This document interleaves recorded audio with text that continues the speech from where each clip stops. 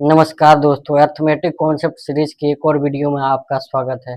आज हम लोग प्रॉफिट एंड लॉस का कॉन्सेप्ट, बेसिक कॉन्सेप्ट लेकर आए हूँ, जिसमें चलिए देखिए क्या कहता है, उसको समझते हैं। बेसिक कॉन्सेप्ट जानने से पहले आपको इसमें कुछ फॉर्मूला होगा जो कि आपको याद करना बहुत जरूरी है, तब जाके आप इस चैप्टर के प्रश्न को सॉल्व कर सकते हैं। चलिए देखिए फॉर्मूला क्या है इसका। लाभ बराबर फॉर्मूला क्या होता है, विक्रय मूल्य माइनस में क्रय मूल्य। विक्रय मूल्य माइनस में क्रय मूल्य।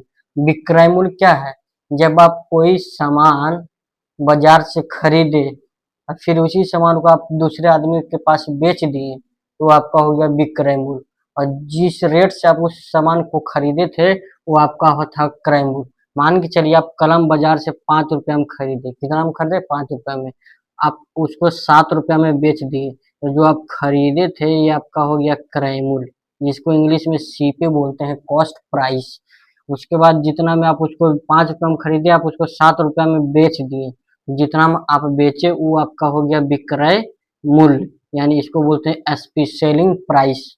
तो इसमें फॉर्मूला है, अगर लाभ कब होगा, जब आपको आप जितना में खरीदे उससे ज्यादा में बेच दिए, तब तो आपको लाभ होगा। तो लाभ बराबर फॉर्मूला होता है विक्रय मूल्य माइनस में क्रय मूल्य। कब होगा लाभ, जब आपका जो सीपी एसपी है यानी विक्रय मूल्य है, क्रय मूल्य से क्या होना चाहिए, बड़ा होना चाहिए, तब जाके आपको क्या हो जाएगा, लाभ होगा। उसी के बाद हानि कब होती है, हानि बराबर फॉर्मूला आपका है क्रय मूल्य माइनस में विक्रय मूल्य। तो हानि होगा कब, जब आप कोई वस्तु को 5 रुपया में खरीदे और आप उसे 3 रुपया में बेच दिए, तो आपको 2 रुपया का लॉस हो गया। तब वो क्या जब होता है, हानि, यानी कि जब आपका सीपी बड़ा होना चाहिए एसपी से, तब जाके आपको हानि होता है। उसी प्रकार अब इसी में इसको प्रतिशत निकालना है कि प्रतिशत लाभ कैसे निकाल सकते हैं। इसका सिंपल याद रखना है, लाभ बटा में क्रय मूल्य गुना में प्रतिशत में बदलने के लिए 100 से गुना करते हैं। हानि, हानि बटा में क्रय मूल्य गुने 100 निकालेंगे प्रतिशत हानि के लिए।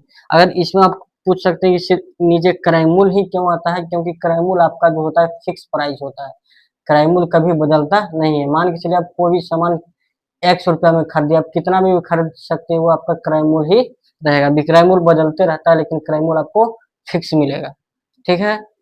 आप जैसे कि कोई सामान आप खरीदे 10 रुपया में, अब उसको 12 रुपया में बेचिए, 15 रुपया में बेचिए, 17 रुपया में बेचिए, यानी कि आपका जो विक्रय मूल्य है वो कभी हमेशा चेंज होते रहता है, लेकिन जो क्रय मूल्य है आपका फिक्स रहता है। ठीक है। तो राम ने एक, चलिए इसी के ऊपर एक प्रश्न दिया हुआ है, बेसिक कॉन्सेप्ट के ऊपर जानिएगा। एक प्रश्न दिया हुआ, राम ने एक पुस्तक खरीदा 700 रुपये में। राम ने एक पुस्तक खरीदा, तो खरीदा भी बताएं, खरीदा क्या कहलाता है, क्रय मूल्य।